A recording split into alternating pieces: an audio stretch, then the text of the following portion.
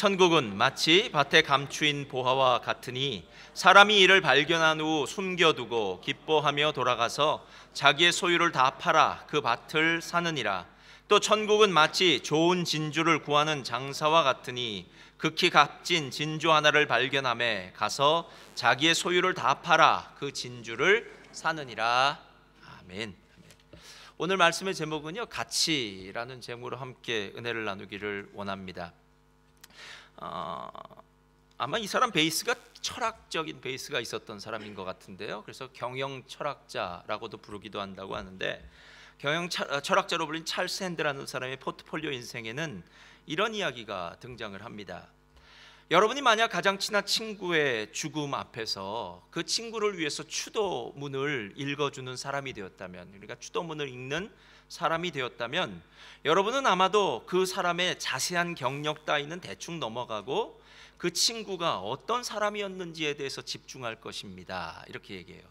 그러니까 무슨 일을 많이 대단하게 한 것이 아니라 그 사람이 어떤 사람이었는가에 대해서 집중하고요, 또한 그 사람의 그 이야기 가운데는 그 사람과 있었던 여러 가지 몇 가지 에피소드를 아마 넣을 테고요, 그리고 그 사람의 삶 가운데 잊혀지지 않는 일, 어떤 성품적인 측면의 일들을 이야기하면서 마치지 않을까 하는 그런 생각이 듭니다.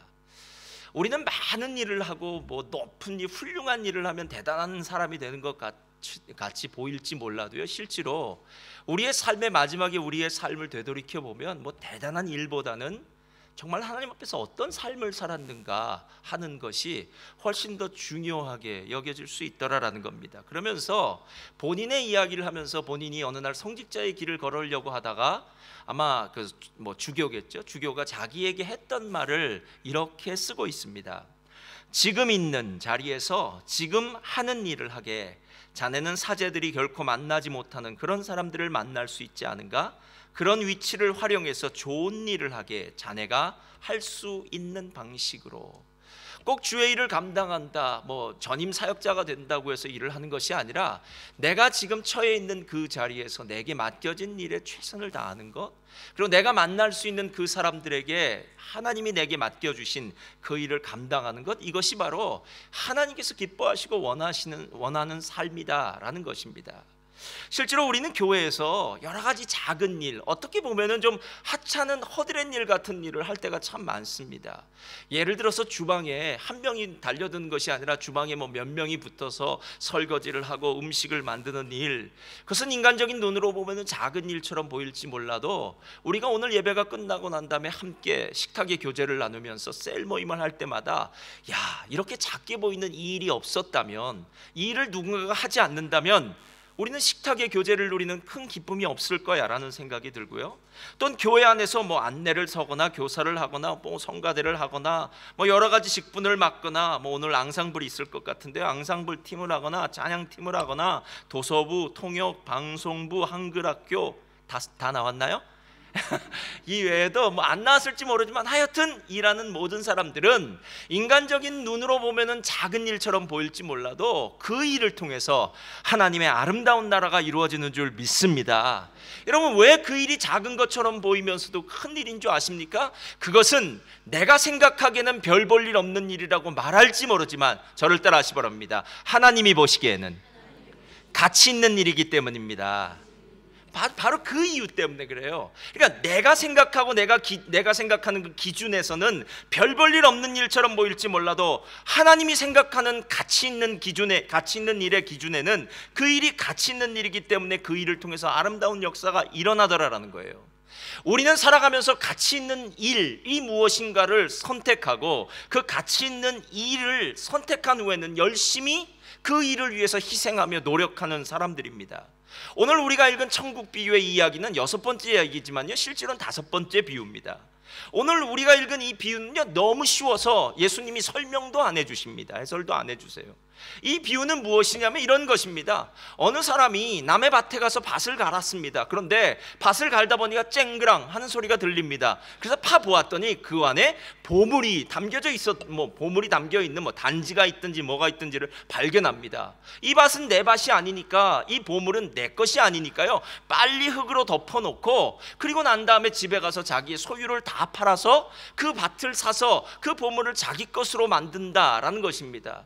여러분, 제가 지금 말하고 있는 것은 윤리적으로나 도덕적으로 이런 이야기를 하고 있는 것이 아니라 그 당시 일반적으로 있었던 이야기를 하는 것입니다. 당시에는 전쟁이라든가 또 아니면 뭐 도적대라든가 이런 것들로부터 보호하기 위해서 아마 단지 속에다가 금은 보화를 땅 속에 묻는 적이 있었던 것 같습니다. 그러다가 그 묻었던 사람이 죽었거나 사고가 났거나 잊어버렸거나, 그런 일은 없겠지만 하여튼 잊어버렸거나 뭐 그렇게 해서라도 나중에 그 보화가 담겨진 채로 그 밭에 오랜 시간이 지나는 경우들이 종종 있더라는 것입니다. 그 보물은 그 밭의 주인이 차지하니까 그 밭을 사는 사람이 보물을 갖게 될 것이다. 어느 날 값진 진주를 찾아다니는 진주 장사가 한 사람이 있었는데, 그 진주 장사가 아주 극히 정말 최고급 최상급 진주를 발견하여서 그가 집으로 돌아가서 자기 소유를 다 팔아서 그 진주를 사게 되었더라라는 이야기가 오늘 이야기입니다. 즉 누군가는 가치 있게 생각하고 가치 있게 여기는 일을 위해서 자기의 소유와 재산을 다 팔아서 그것을 획득하고 얻는다라는 이야기입니다. 세상에 있는 것들을 두 가지로 나눈다면 이렇게 쉽게 나눌 수 있습니다. 내게 가치 있는 것, 그리고 내게 가치 없는 것입니다. 실제로 사람에 따라서 그 가치는 천차만별일 것입니다. 그러나 오늘 이 농부나 이 진주장사나 영원히 변하지 않는 그 가치, 자기가 생각하기에 최고의 가치라고 생각하는 것을 발견하고 그것을 위해서 자기의 소유를 다 팔아서 그 가치 있는 것을 자기가 얻게 되었더라라는 것입니다. 저는 왜 이 이야기를 들을 때마다요, 옛날에 예전에도 한번 얘기했던 것 같은데, 어렸을 때 초등학교 때 세뱃돈을 받아서 우표를 전부 샀던 기억이 나는지 몰라요. 제가 그때 세뱃돈을 아마 한 몇만 원 받았던 것 같아요. 당시로서는 상당히 큰 돈이었는데요, 제가 초등학교 4학년 때에 저희 담임 선생님 집을 방문했습니다. 그랬더니 담임 선생님이 저희들한테 뭘 보여주시냐면 우표책을 보여주시더라고요. 그러면서 하는 말이 이렇게 얘기하는 거예요. 이게 다 돈이라는 거예요.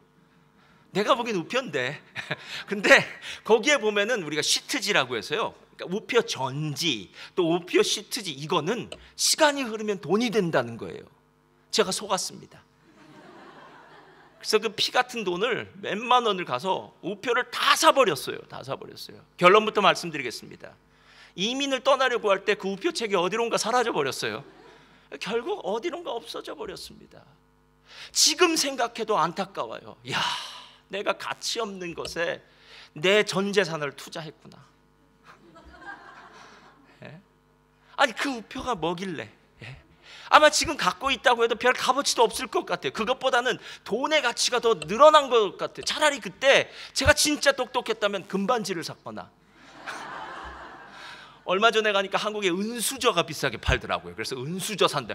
은수저 사놨으면 제가 대박이 나는 건데 이 한심한 사람이 우표를 사놓던 그런 기억이 나는 거예요. 내게 가치가 있다고 생각하는 것에 내 모든 것을 투자하지 않습니까, 여러분?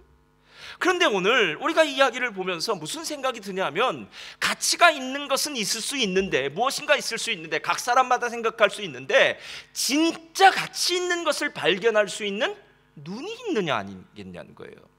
하나님의 나라의 가치를 볼 줄 아는 눈이 있어야 하는데 그 눈이 진짜 있느냐라는 거예요. 제가 아무리 여러분에게 오늘 무슨 얘기를 하더라도요, 여러분 중에 어떤 분들은요, 아이 목사님 그 지금까지 잘 들어왔습니다. 많이 들어왔습니다. 저 모태신앙이니까 모태부터 들어왔습니다. 아, 주일날 예배 드리는 거, 예수 믿는 거, 복음 이런 거 뭐가 그렇게 대단합니까? 그냥 저는 하나님 나라에 대해서는 많이 들었습니다 라고 생각하는 사람들이 있을 수 있다는 거예요. 즉 내가 복음에 대해서 하나님의 나라에서 듣는 것 따로 사는 것 따로 사는 사람들이 있을 수 있다는 겁니다. 오늘 이 이야기는 언제나 함께 가야 되는 이야기가 있어요. 그게 어떤 이야기냐면요, 마태복음 19장에 나오는 이야기인데, 젊은 부자 간원이 예수님에게 나오는 이야기입니다. 한 젊은 부자 간원이요, 정말 예수님께 나옵니다. 이 사람이 진짜 훌륭한 사람이에요. 왜? 어렸을 때부터 하나님의 율법을 잘 지켰던 사람이에요. 그러니까 마음 가운데 하나님의 사람이었어요. 진짜 신앙이 좋은 사람이었어요.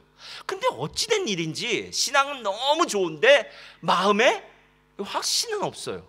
그러니까 마음에 평안함이 없는 거예요. 뭔가 2% 부족한 것 같아요. 그래서 예수님께 나와서 그 2% 부족한 이유가 무엇인지를 묻게 됩니다. 그때 예수님이 이렇게 얘기합니다. 내가 율법에 기록된 것을 아느냐? 율법을 지켜라. 내 이웃을 사랑하라고 말한 율법 중에 간음하지 말라, 도적질하지 말라, 살인하지 말라, 이거 다 지켰느냐? 라고 물을 때 이 친구가 마태복음 19장 20절에 이렇게 대답을 해요. 다 같이 읽겠습니다. 시작. 그 청년이 이르되 내가 지키었사온데 아직도. 여러분, 이 이야기의 핵심은 뒤에 있어요. 지킨 거 알아요. 뭐 간음하지 말라, 사진하지 말라, 도적질하지 말라, 이거 잘 지켰어요. 근데 이 사람의 마음 가운데 지금 핵심을 얘기하고 있는 거예요. 그런데 What do I still lack? 내가 도대체 더 뭐가 필요합니까? 라고 묻는 거예요. 더 뭐가요? 여러분, 문자적으로 무슨 일을 하라 라고 할 때 그 일을 지키는 것은 정말 쉽습니다. 마치 이런 거랑 똑같아요. 자, 너 지금부터 1시간 동안 공부를 해. 너는 지금부터 1시간 동안 핸드폰을 쓸 수 없어? 1시간 동안 TV를 볼 수 있어? 이렇게 얘기하면 너무 쉬워요. 그냥 그 일을 하면 돼요. 사람들은 율법에 대해서 착각하는 것이 무엇이냐면요, 율법은 율법의 정신이 중요한 거예요. 그러니까 문자적으로 살인하지 말라, 간음하지 말라, 도적질, 이게 중요한 게 아니라 도대체 왜 살인하지 말라 그럴까? 왜 간음하지 말라 그럴까? 도대체 예수님, 하나님이 이 말씀을 하신 이유가 무엇일까? 라는 그 뒤에 있는 정신이 필요한데 예수님이 그 다음 절에 그 정신을 얘기해줘요. 다음 절 펴주세요. 다 같이 읽겠습니다. 시작. 예수께서 이르시되 내가 온전하고자 할진대 가서 내 소유를 팔아 가난한 자들에게 주라. 그리하면 하늘에서 보화가 내게 있으리라. 그리고 와서 나를 따르라 하시니. 자, 여기서 중요한 단어는요, 내가 온전하고자 할진대라는 거예요. 즉 율법의 조항들을 지킨 게 문제가 아니라 율법의 정신까지 지켜야 되는데, 그건 뭐냐 하면은 살인하지 말라, 간음하지 말라, 이게 아니라 내가 내 이웃을 누구처럼요? 내 몸처럼 사랑하라는 거야 라는 거예요. 자, 여기에 이제 얘기가 틀려요. 그럼 내 몸처럼 사랑하는 게 도대체 어떻게 해야 사랑하는 겁니까? 얼만큼 사랑해야 되는 겁니까? 여러분, 정말 내가 최고로 내가 언제 나를 사랑하니까 최고로 사랑하는 나를 위해서 무엇을 하고 있습니까? 그처럼 다른 이웃들을 진짜 사랑하고 있느냐라고 물을 때 이 친구는 갈등하기 시작합니다. 왜냐? 자기가 율법은 잘 지켰을지 몰라도 진짜 사랑하는 행동은 하지 않았기 때문에 그래요. 그 사랑은 무엇이냐? 가서 소유를 팔아 내가 지금 사랑했다고 생각하는 그 가난한 자들에게 다 나눠주고 넌 나를 따르라 하는 그 말씀 앞에서 이 사람은 갈등하기 시작한 거예요. 왜? 소유가 많으니까요. 어느 날 젊은 친구 한 사람이 저에게 찾아왔습니다. 이 친구가 저에게 이렇게 말하더라고요. 목사님, 부자는 모두 나쁜 사람인가요? 천국에 들어갈 수 없나요? 왜 자꾸 성경에서는 부자를 비난하는 구절들이 많은지 그런 구절을 볼 때마다 제 마음이 걸립니다 라고 얘기하더라고요.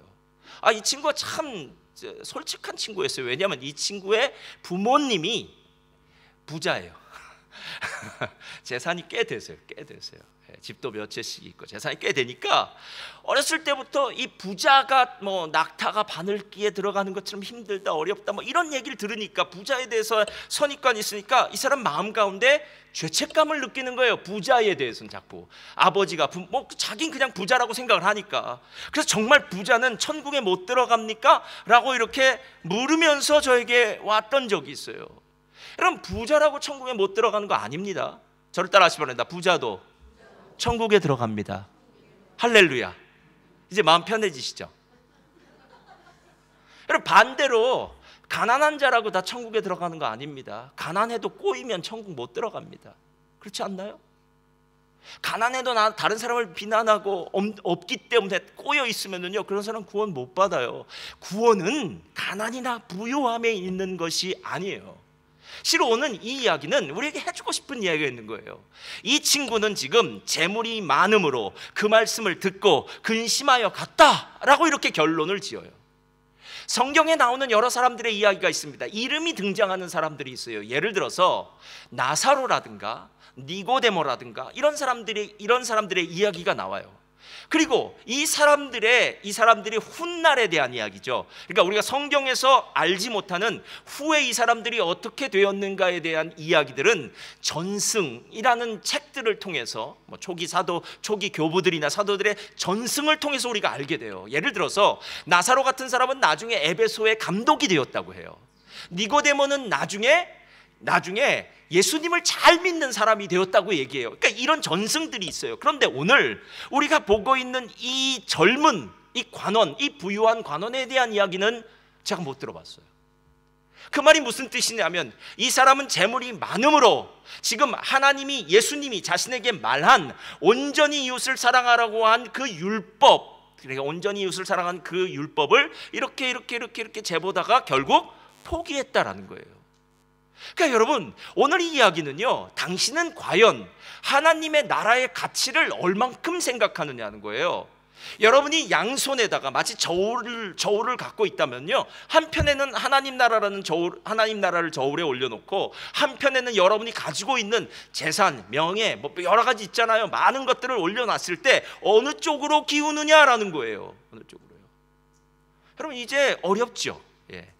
그런데 이렇게 생각하면 훨씬 편할 수 있어요. 자, 오늘 아침에 제가 교회에 나오는데 전화 연락이 왔어요. 최 목사님, 딱 전화 연락이 왔어요. 오늘 목사님이 교회 안 나가면 제가 100만 불을 현찰로 드리겠습니다. 이런 오퍼가 들어왔어요. 진짜가 아니라 가짜로. 진짜면 더 좋죠. 할렐루야. 아닌가요? 예? 그런 오퍼가 들어왔어요. 그럼 제가 뭐라고 했겠을까요? 주여, 오늘 특별 강사가 혹시 없을까? 박 목사님 설교시킬까? 오늘 코로나 바이러스 때문에 우리 교회는 인터넷으로 예배드린다 그러자. 여러분, 제 머릿속에 막 이런 얘기가 떠올랐을까? 아니면 사탄아 물러가라, 나는 교회 간다 라고 얘기했을까요? 여러분, 저 같은 목회자라면 당연히 그렇게 얘기하죠. 저는 그렇게 얘기했을 거예요. 아니, 얘기합니다. 아니, 만약에 누군가가 100만 불은 집 한 채 값밖에 안 되니까 예를 들어서 1000만 불을 준다고 한번 생각해 보세요. 제가 아니라 여러분에게 그 말을 했다고 해보세요. 여러분, 오늘 1000만 불을 준다면 예배 빠질 수 있겠습니까? 라고 물으면요, 그러면 제일 먼저 이렇게 생각할 거예요.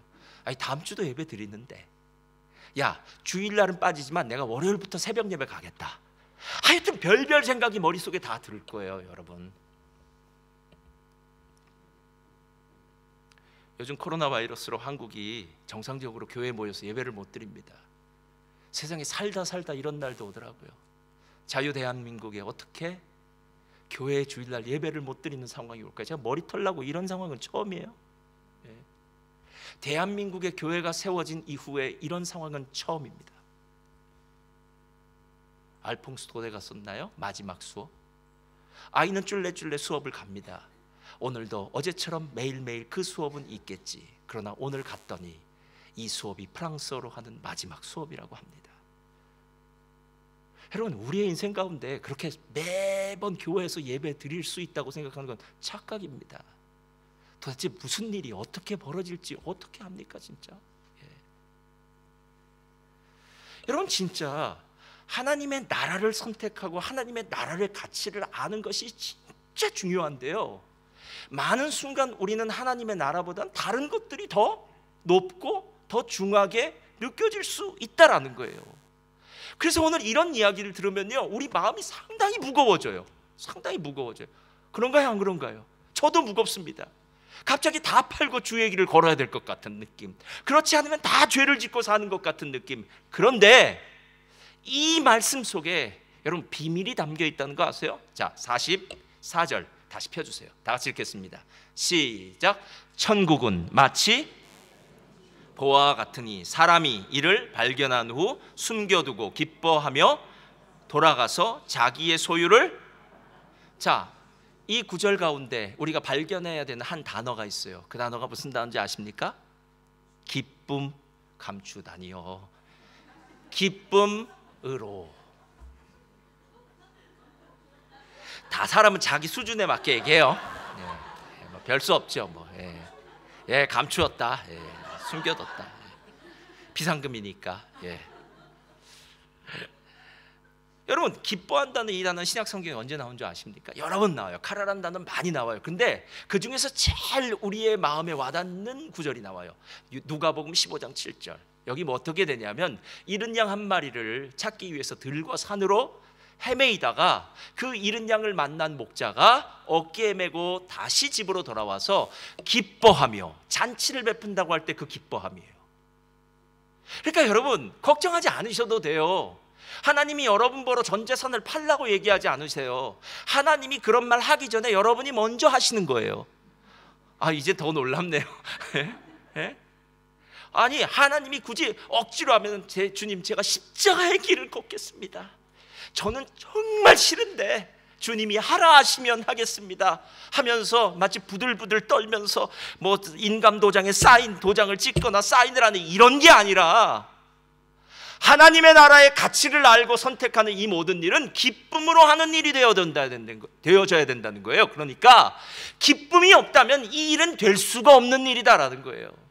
여러분, 이 일이 제가 이렇게 얘기하면 여러분 너무 쉽게 이해가 돼요. 젊은 청춘 남녀들이요, 사랑에 빠지면 일어나는 현상이 있습니다. 여러분, 젊은 청춘 남녀들 정말 사랑에 푹 빠져서 눈에 콩깍지가 확 씌었을 때, 그때 사랑하는 사람과 만나서 오랫동안 만나면 피곤합니까? 안 피곤하겠죠. 여러분, 사랑하는 사람을 위해서 내 시간을 많이 주었다고 해서 아깝습니까? 그 사랑하는 사람을 위해서 내가 가지고 있는 뭐 전재산이겠죠. 뭐 전재산을 탈탈 털어서 그 사람이 좋은 선물을 사주면서도 아깝다, 괜히 했어, 이런 얘기를 한다면요, 그건 사랑하지 않는 사람이죠.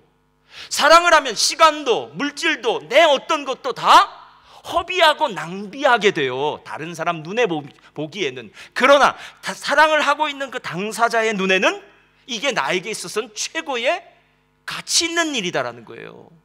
그래서 여러분, 우리 청년이 좀 많이 와야 되는데, 이럴 때 잘 들으세요. 청년들은 정말 사랑한다고 말은 해놓고 뭘 사줄 때, 밥 사줄 때 손이 덜덜덜 떨린다든가, 선물을 사준다고 했는데 막 그냥 싼 걸로 하려고 그러면 이거 사랑 안 하는 거다, 이렇게 생각하시면 돼요. 여러분, 실제로 하나님을 사랑하게 되면 어떤 일이 벌어지냐면요, 하나님을 그냥 선택하는 거예요. 기쁨으로요. 가끔 선교 여행이나 이런 걸 떠날 때요, 사람들이 이렇게 얘기할 때 있습니다. 아, 목사님, 제가 이 선교를 안 떠나고 일을 하면 하루에 제가 뭐 일당이 얼마씩일 수 있잖아요. 시간당으로 한다면 시간당 제가 얼마를 버는데요 라고 얘기하고, 목사님, 제가 가게 문을 열면 하루에 얼마씩을 벌 수 있는데요 라고 얘기할 수 있어요. 근데 뭐 그런 걸 포기하고 이제 뭐 선교여행을 갔다 오죠. 근데 선교여행을 다녀오면은요, 다 이구동성으로 모든 분이 똑같이 얘기해요. 이렇게 얘기해요. 목사님, 제가 가길 참 잘했던 것 같습니다, 이렇게 얘기해요. 여러분, 가치 있는 것을 선택하고 난 다음에요, 그 다음에 느끼는 거예요. 그 다음에요, 가치 있는 것이 진짜 가치 있는지 아닌지는 지금 잘 몰라요. 그런데 하나님의 나라의 것이니까, 하나님의 나라 것이니까, 하나님의 것이니까 가치 있다고 생각하니까, 지금까지 그런 경험이 있으니까 또 선택을 했는데, 또 선택을 하고 나니까 맞아, 하나님의 나라를 선택한 것이 훨씬 지혜롭네, 그 일을 했던 것이 정말 감사해 라고 얘기한다는 거예요. 그래서 실제로 우리가 주님을 선택하게 해주세요, 내 모든 것을 버리고 소유를 팔고 버리고 주님을 따르게 해주세요라는 기도가 필요한 게 아니라요, 실제로 하나님의 나라가 그렇게 최고의 가치를 가진 것인지를 볼 줄 아는 뭐요? 눈을 갖게 해주세요. 제가 이 마음을 갖고 있었는데요, 지난주 에베소서를 통독하다 보니까 에베소서에 바울이 제 마음대로 똑같이 얘기하더라고요. 에베소서 1장 16절 펴주세요. 다 같이 읽겠습니다. 시작. 내가 기도할 때에 기억하며 너희로 말미암아 감사하기를 그치지 아니하고. 17절 시작. 우리 주 예수 그리스도의 하나님 영광의 아버지께서 지혜와 계시의 영을 너희에게 주사 하나님을, 그러니까 지혜와 계시의 영, 하나님의 영이 임하면 하나님을 알기 시작하는 거예요. 그 다음 절 18절 다 같이 읽겠습니다. 시작. 너희 마음의 눈을 밝히사 그의 부르심의 소망이 무엇이며 성도 안에서 그 기업의 영광의 풍성함이 무엇이며 그의 힘의 위력으로 역사하심을 따라 믿는 우리에게 베푸신 능력의 지극히 크심이 어떠한 것을 너희로, 세 개가 나오는 거예요. 세 개가요. 사도 바울의 마음이었어요. 에베소 교인들을 향한 마음이었어요. 첫 번째, 나는 너희들이 정말 부르심의 소망이 무엇인지 알고 싶어. 부르심의 소망. 나는 너희들이 두 번째, 기업의 영광의 풍성함이 무엇인지를 알고 싶어. 세 번째, 나는 너희들이 하나님이 베푸시는 그 능력의 크심이 어떤지를 알기 원해라는 거예요. 여러분, 부르심의 소망이란 게 뭔지 아십니까? 부르심의 소망이라는 것은요, 지금 우리가 살고 있는 이 세상은 부정한 세상입니다. 불의가 판치는 세상입니다. 한치 앞을 내다볼 수 없는 세상입니다. 그리고 어떤 일이 어떻게 벌어질지 모르는 세상입니다. 즉, 부조리와 부정, 불평등, 아픔, 질병, 고통, 또 바이러스로 말미암아 지금 이런 모든 일이 일어나고 있는 이유는 이 땅에 이 공중권세 잡은 사단이 지배하는 세상이기 때문에, 죄와 저주와 사망이 지배하는 세상이기 때문에 이 세상에는 소망이 없습니다. 여러분, 저와 여러분이 만약에 이 세상에 소망을 두고 산다면요, 어느 날 언젠가 여러분은 크게 후회할 수 있는 날이 옵니다. 왜냐? 이 세상은 소망 둘 가치가 없어요. 그저 이렇게 살다가 늙으면 죽는 것이 이 세상이에요. 그런데 어느 날 우리들에게 부르심의 소망, 하나님께서 다른 나라를 보여주셨어요. 하나님이 다스리는 나라, 하나님이 통치하신 나라, 하나님의 평강 있는 나라. 할렐루야. 그래서 우리에게 더 이상 이 세상에 발을 딛고 몸을 딛고 살고는 있지만요, 이 세상 아니야. 이 세상이 아니라 하나님의 나라를 바라봐. 하나님의 나라를 바라보고 소망할 때에 주는 너희들의 참된 평강이 있어. 사도 바울은 그 많은 어려움 가운데서도 하나님 나라를 소망할 때에 그에게는 세상이 뺏어갈 수 없는 평강과 기쁨이 있었는 줄 믿습니다. 이게 부르심의 소망이에요. 이걸 봐야 돼요, 여러분. 세상이 전부가 아니라는 거예요. 두 번째, 기업의 영광의 풍성함은 무엇이냐면요, 하나님이 하나님 나라 백성에게 주실 복을 의미해요. 실은 우리가 하나님의 나라에 가게 되면요, 제일 먼저 하는 얘기가 있어요. 고린도후서 12장을 보면요, 사도 바울이 다른 사람에 빗대어서 이렇게 얘기를 한 적이 있어요. 어떤 사람을 내가 한 사람 알고 있는데 그 사람이 낙원에 갔다라고 얘기해요. 그가 낙원으로 이끌려 가서 말로 표현할 수 없는 말을 들었으니 사람이 가히 이르지 못할 말이로다 라고 얘기해요.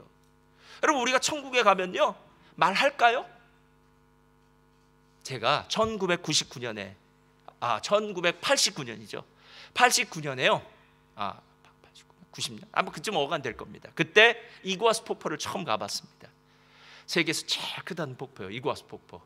이구아수 폭포를 딱 가고 나서요, 제가 그래, 우리나라에 있는 천지연 폭포, 정방 폭포는 시냇물이구나.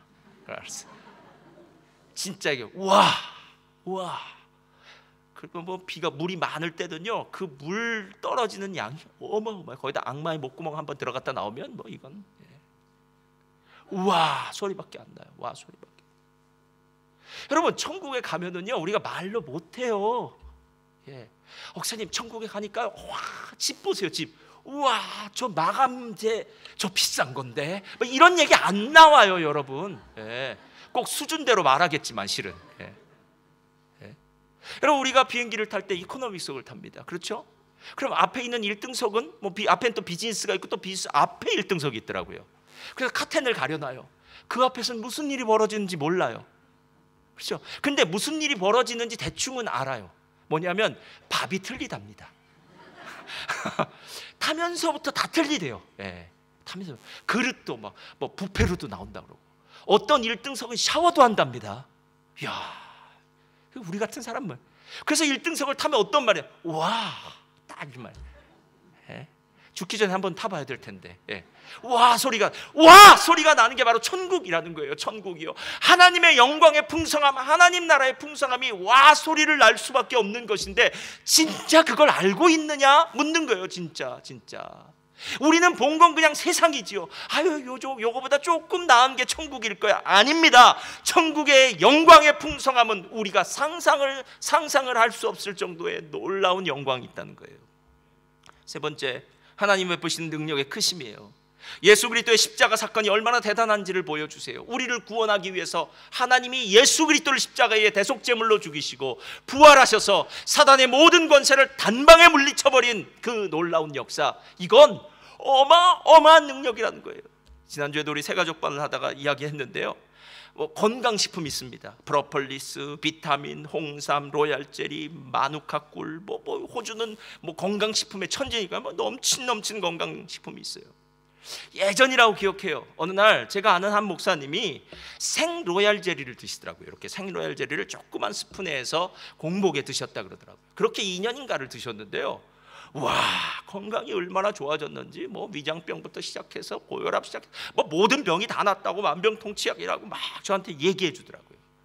이런 마케팅을 요즘 입소문 마케팅이라고 얘기해요. 그렇죠? 입소문 마케팅.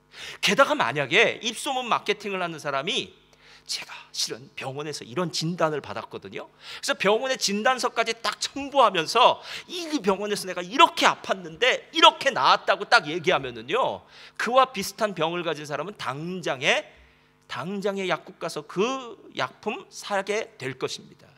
그러나 여러분, 그거 아세요? 그렇게 어떤 질병이나 어떤 육체적인 연약함을 고쳐줄 수 있다는 건강식품 아무리 먹어도 죽습니다. 몸에 아무리 좋은 약을 먹어도 죽음의 문제는 해결할 수 없어요. 그래서 십자가의 능력을 큰 능력이라고 하는 겁니다. 여러분이 세상의 모든 것은요, 여러분의 힘으로 거의 다 할 수 있어요. 자동차 사고 나기 전에 자동차 보험 들면 되고요, 의료보험이 더 많이 들어놓으면 의료보험을 들어놓으면 문제가 생겼을 때 병원에 가면 되고요, 여행자 보험을 들어놓으면 여행하다가 문제가 생기면 여행자 보험에서 다 커버해 줍니다. 대개 우리가 어떤 일들에 대해서는 미리미리 예측하고 준비할 수 있어요. 노년도 대개 준비할 수 있어요. 거의 다 준비할 수 있어요. 그러나 단 한 가지, 죽음은 준비할 수가 없어요. 여러분, 죽음은 우리가 원하는 때 오는 것도 아닙니다. 갑자기 어느 순간 나의 삶 가운데 도적처럼 다가와서요, 내가 가지고 있는 모든 것을 일순간에 다 허물어 버리고요, 내가 잘난 사람이든 못난 사람이든 상관없이 나를 완전히 무장해제시켜 버리고 이 땅에서 생애를 마치게 해요. 여러분, 예수님의 십자가 능력이 우리를 죽음에서 해방한 능력입니다. 더 이상 죽음 때문에 두려워하지 않는 거예요. 우리에게 있어서 죽음은 잠시 자는 거야. 우리는 죽는 것이 아니라 하나님의 통치를 이 땅에서도 누리고 받고 계속해서 하나님의 통치를 영원 무궁토록 밟게 될 거야. 할렐루야.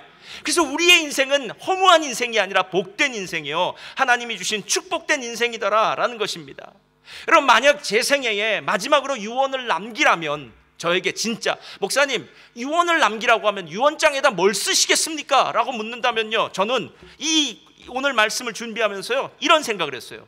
돈 잘 벌어라, 열심히 일해라, 행복하게 살아라, 이런 거 안 쓸 겁니다. 왜냐? 돈 잘 벌고 열심히 살고 행복한 거는 말 안 해도 다 잘 살아요. 근데 진짜 해야 될 일이 있더라고요. 하나님을 잘 섬겨라, 예배 빠지지 말아라, 또 우리 교회는 또 할 말 있어요. 일찍 나와라, 기도해라. 한 치 앞을 내다볼 수 없는 세상이니까 기도로 준비해라, 하나님을 사랑해라.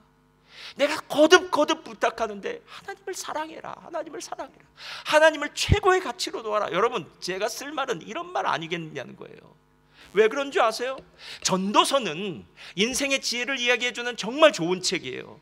근데 전도서가 이렇게 얘기해요. 전도서 펴주세요. 자, 이 구절 읽으면요, 정말 허무해요. 자, 다 같이 읽겠습니다. 시작. 내가 다시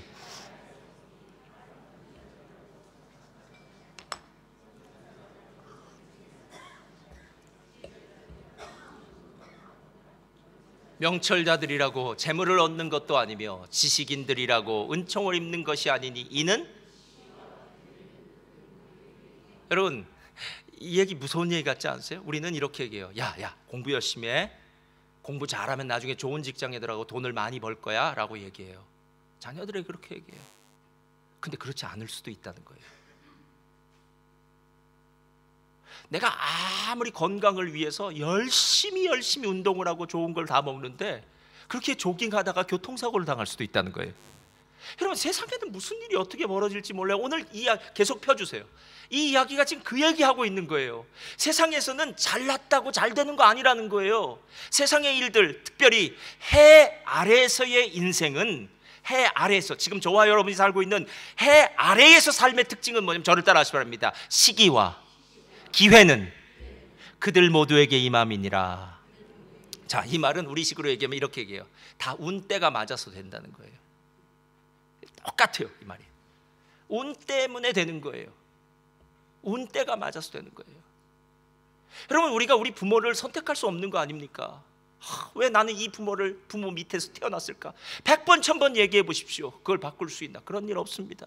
왜 내가 여기 태어났을까? 왜 내가 대한민국 사람일까? 내가 왜 호주 사람일까? 내가 왜 이럴까? 내가 왜 저럴까? 여러분, 그거 다 필요 없어요. 태어나 보니까 그 부모님, 태어나 보니까 한국 사람.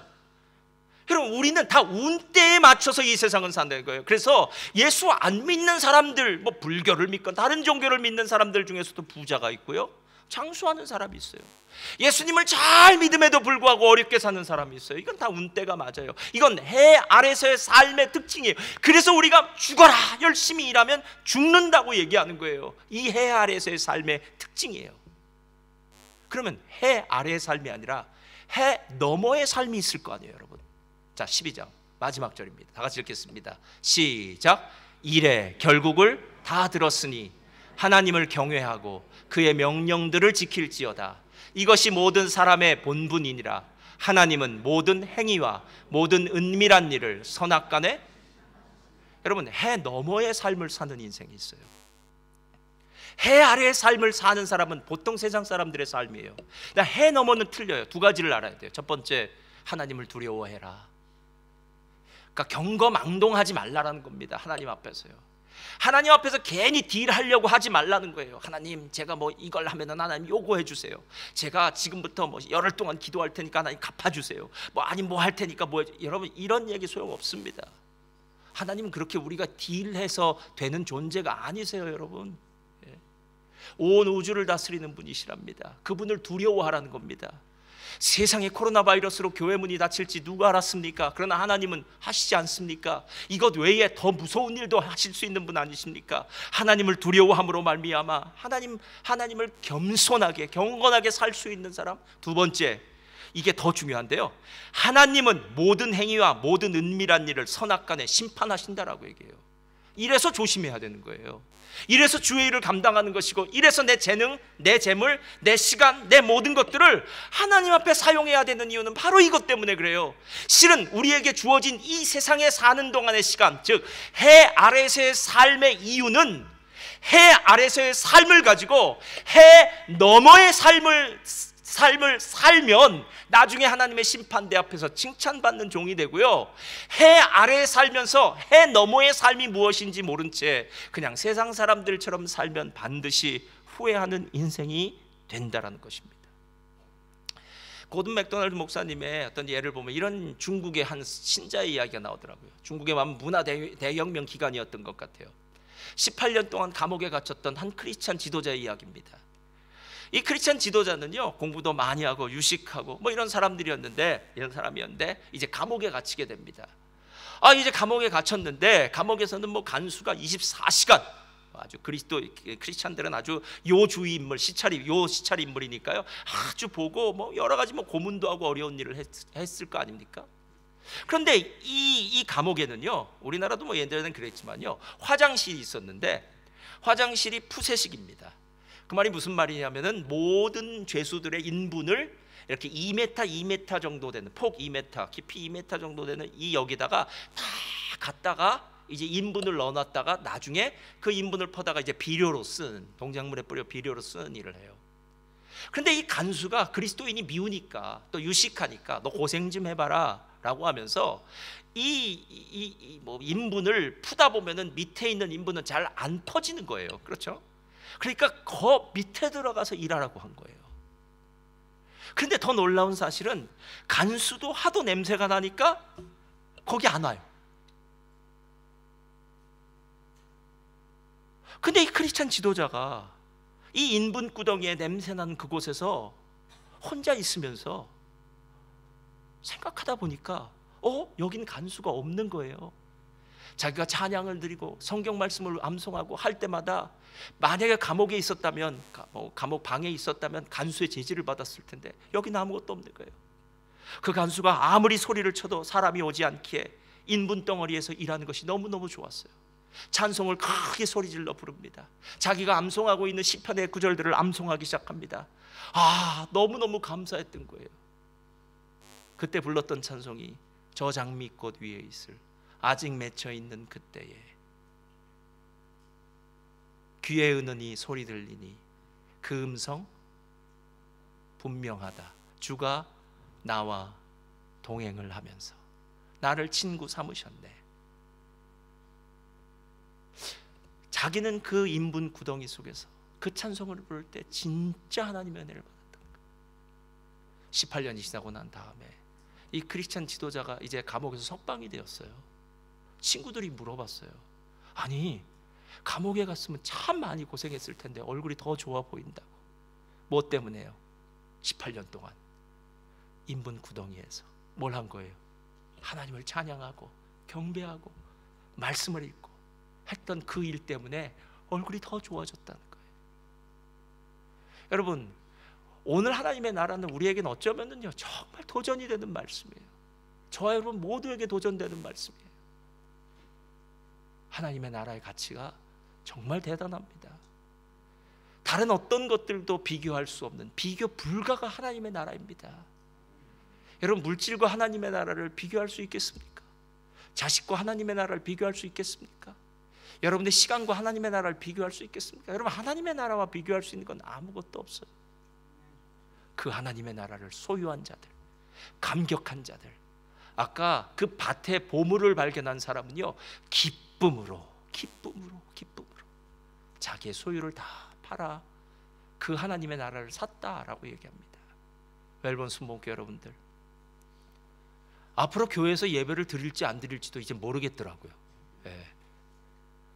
이제 외국에서도 인터넷 예배 드린다고 그러더라고요.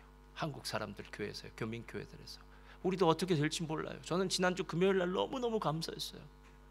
금요일 날 찬양을 드리는데 그날따라 막 찬양이 더 막 가슴에 와닿더라고요. 뭐 기도를 하는데도요 막 정말 뜨겁더라고요. 야, 우리가 이렇게 함께 모여서 기도할 수 있는 자리, 찬양 드릴 수 있는 자리, 야, 너무너무 감사하다. 어느 날 우리도 모르는 사이에 이런 자리를 놓칠 수도 있겠구나 하는 생각이 드니까요 더 감사하더라고요. 더 감사하더라고요. 하나님 나라를 최고의 가치로 삼고 믿음으로 승리하는 여러분 되시길 예수님의 이름으로 축원드립니다.